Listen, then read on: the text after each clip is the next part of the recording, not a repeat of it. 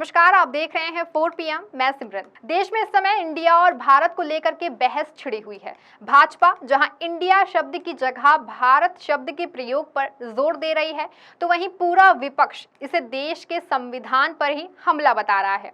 देश में छिड़ी इस इंडिया बनाम भारत की बहस के बीच बिहार में एक अलग ही बहस छिड़ गई है। बिहार में इंडिया और भारत की बहस अब टीका और रुद्राक्ष पर आ गई है। जी हाँ, एक दिन पहले ही आरजेडी के बिहार अध्यक्ष जगदानंद सिंह ने भाजपा पर हमला बोलते हुए कहा था कि तिलक लगाकर घूमने वालों ने भारत को गुलाम बनाया है। अब जगदानंद के बयान के अगले दिन बिहार के एक और नेता व जेडीयू के मंत्री अशोक चौधरी ने भी तिलक और रुद्राक्ष को लेकर के भाजपा पर हमला बोलते हुए निशाना साधा। जेडीयू नेता अशोक चौधरी ने कहा कि जो लोग आज भगवान राम की परछाई में देश में राजनीति कर रहे हैं और बड़ा बड़ा टीका लगाते हुए रुद्राक्ष पहनते हैं, उनको ठीक से देवी पुराण और रामायण याद नहीं होगा। सिर्फ भगवान राम की छाया में देश में राजनीति कर रहे हैं। अशोक चौधरी ने यह हमला भाजपा पर बोला है। प्रदेश कार्यालय स्थित कर्पूरी सभागार में एक महत्वपूर्ण बैठक के दौरान अशोक चौधरी ने ये बताते हुए कहा कि भाजपा पर निशाना साधा और ये भी कहा कि ये लोग सिर्फ तोड़ने का काम कर रहे हैं, ठीक से हिंदू धर्म को समझते भी नहीं हैं।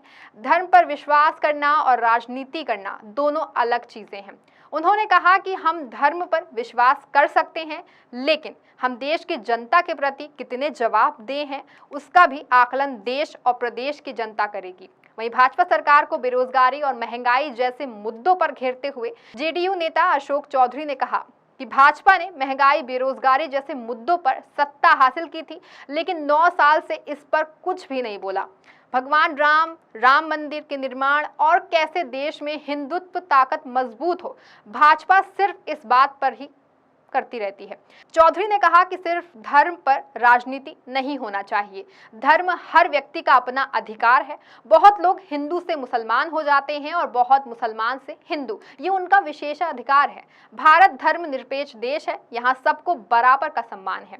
वहीं इंडिया और भारत के मुद्दे पर भाजपा पर करारा हमला बोलते हुए जेडीयू नेता अशोक चौधरी ने कहा कि इंडिया जैसे शब्द से उन्हें डर है। हमें इस बात से चिंता नहीं है कि भारत लिख रहे हैं। आरएसएस बार बार भारत की बात कहता रहा है। आने वाले समय में आरक्षण पर भी बात होगी। आरएसएस के लोगों ने आरक्षण खत्म करने की बात कही थी। बीजेपी अगर मजबूत होगी तो आरक्षण पर हमला करेगी।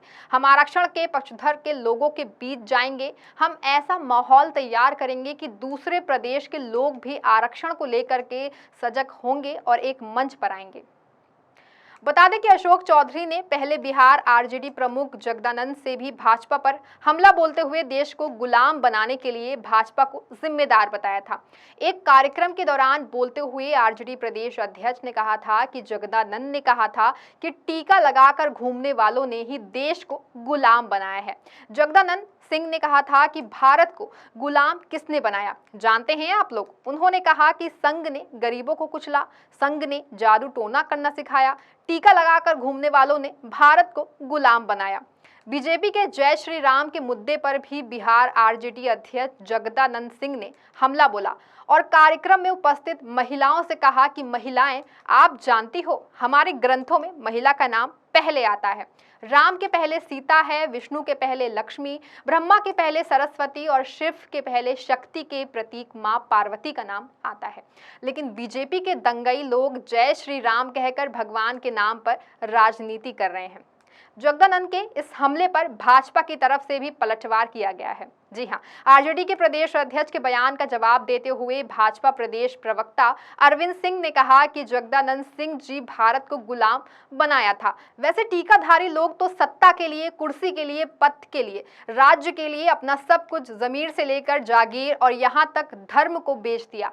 भाजपा प्रवक्ता ने लालू प्रसाद यादव पर और नीतीश कुमार का नाम लिए बगैर ही निशाना साधते हुए कहा कि कुछ लोग पुत्र को मुख्यमंत्री बनने के लिए, कुछ लोग अपने प्रधानमंत्री बनने के लिए नकली जनेऊ और नकली बाइबल पढ़ रहे हैं। ऐसे लोगों से देश को सावधान रहना है।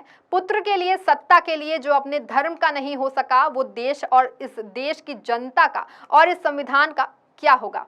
वो सबको बेच सकता है और जो इस तरह का प्रवचन कर रहे हैं वो सब कुछ बेच चुके हैं।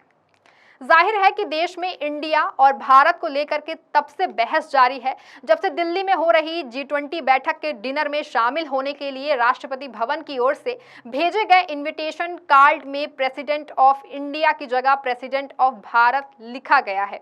इसी के बाद से ही देश में इंडिया और भारत को लेकर के सरकार और विपक्ष के बीच सियासी बात जारी है, जिसमें दोनों पक्षों की ओर से बयानबाजी की जा रही है। लेकिन इस बीच अब बिहार में एक और ही जंग छिड़ गई है जो टीका और रुद्राक्ष पर आ गई टिक गई है। फिलहाल देखना यह है कि अब इस बहस में आगे और क्या क्या होता है। इस खबर में आपके लिए बस इतना ही। अगर आप हमारे चैनल पर नए हैं तो तुरंत ही हमारे चैनल को सब्सक्राइब कर दें और इस वीडियो को लाइक और शेयर करना बिल्कुल भी ना भूलें। धन्यवाद।